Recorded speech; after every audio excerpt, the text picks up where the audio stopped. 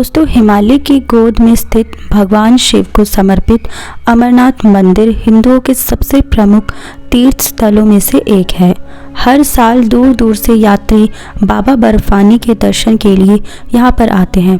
माना जाता है कि जो भी भक्त सच्चे मन से गुफा में बने शिवलिंग के दर्शन करते हैं, उसको जन्म मरण के बंधन से मुक्ति मिल जाती है। भगवान शिव ने इसी गुफा में माता पार्वती को अमरत्व का रहस्य बताया था, इसीलिए इस गुफा को अमरनाथ गुफा कहा जाता है। ये गुफा जम्मू कश्मीर के श्रीनगर के उत्तर पूर्व में 135 किलोमीटर दूर स्थित है, जिसके समुद्र तल से ऊंचाई करीब 13,600 फीट है। इस पवित्र मंदिर का अपना एक हिस्टोरिकल और पौराणिक महत्व है। इस गुफा में जो शिवलिंग है वो पूरे साल बर्फ से ढका रहता है, इसलिए भोलेनाथ को बाबा बर्फानी हिमानी शिवलिंग कहते हैं। अमरनाथ की यात्रा साल भर में करीब 45 दिन की होती है, जो ज़्यादातर जुलाई और अगस्त के बीच में होती है। मान्यता है कि भगवान शिव ने गुफा में ही माँ पार्वती को अमरता का मंत्र सुनाया था। इसी वजह से अमरनाथ गुफा का हिंदू धर्म में बहुत ही ज़्यादा महत्व है। हिंदू मान्यताओं के अनुसार किसी को भी अमर कथा सुनने की इजाज़त नहीं थी, इसलिए भगवान शिव ने माँ पार्वती को कथा सुनाने से पहले सभी को त्याग दिया था, ताकि कोई भी अमर कथा ना सुन पाए। अमर कथा गुफा से लगभग 94 किलोमीटर से स्थित पहले गांव पहल ही ऐसी जगह है जहां भगवान शिव ने रुककर आराम किया था।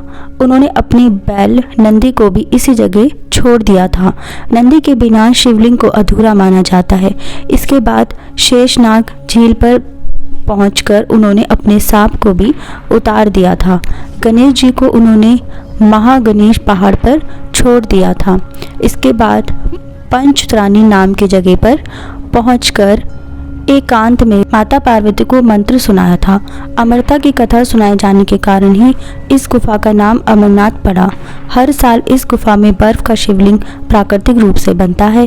बर्फ का शिवलिंग गुफा की छत में एक दरार के पानी की बूंदों के टपकने से बनता है। बेहद ठंड की वजह से पानी जम जाता है और बर्फ के शिवलिंग का आकार ले लेता है। अमरनाथ गुफा चारों ओर से कच्ची बर्फ से ढका हुआ है, जो हाथ में लेते ही फुरफुरा जाती है, लेकिन गुफा के अंदर मौजूद शिवलिंग पक्की बर्फ का होता है।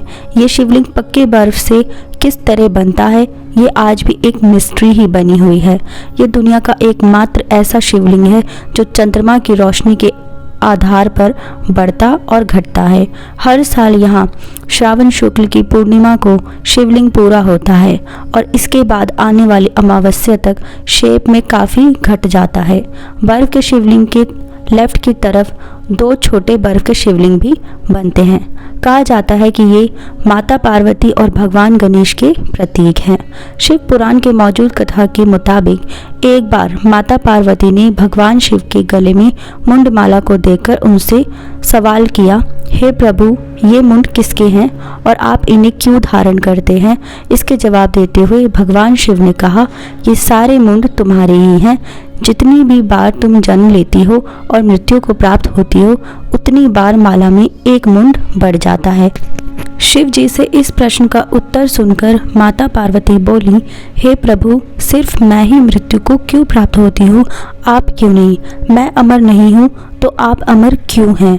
माता पार्वती के प्रश्न को पहले तो शिव जी ने टालने की कोशिश की, लेकिन माता के बार बार जिद करने पर उन्होंने एकांत तलाशते हुए एक गुफा में माता को अमर होने का रहस्य बताया। जब प्रभु ये रहस्य बता रहे थे तो माता पार्वती बीच में ही सो गई थी। जब कथा समाप्त हुई तब भगवान शिव का ध्यान पार्वती जी पर गया तो उन्होंने माता पार्वती को सोता हुआ पाया और देखा कि वहाँ सफ़ेद कबूतरों का जोड़ा है, जिसने इस कथा को सुन लिया है। पहले तो शिवजी को बहुत ही क्रोध आया और शिवजी उन्हें मारने के लिए दौड़े, लेकिन तभी दोनों कबूतर महादेव के पास आकर बोले कि अगर आप हमें क्रोध की अग्नि में भस्म कर देंगे तो आपकी ये अमर कथा झूठी हो जाएगी, क्योंकि हमने ये कथा सुन ली है। 2 कबूतरों की बात सुनकर शिवजी का क्रोध शांत हुआ और उन्होंने दोनों कबूतरों को ये वरदान दिया कि आज से तुम दोनों इसी जगह पर शिव पार्वती के प्रतीक के रूप में रहोगे। जिस व्यक्ति को तुम्हारे दर्शन हो जाएंगे उसकी लाइफ जो है वो सफल हो जाएगी। इन कबूतरों के दर्शन को साक्षात शिव और पार्वती के दर्शन के समान माना जाता है। माना जाता है कि यात्रा के दौरान पावन अमरनाथ गुफा में इन्हीं दोनों कबूतरों के दर्शन आज भी होते हैं। ये एक आश्चर्य ही है कि जहां ऑक्सीजन की मात्रा ना के बराबर है और जहां दूर दूर तक खाने पीने का कोई भी साधन नहीं है, वहां आकर किस तरीके से ये कबूतर रहते होंगे, ये सच में सोचने वाली बात है।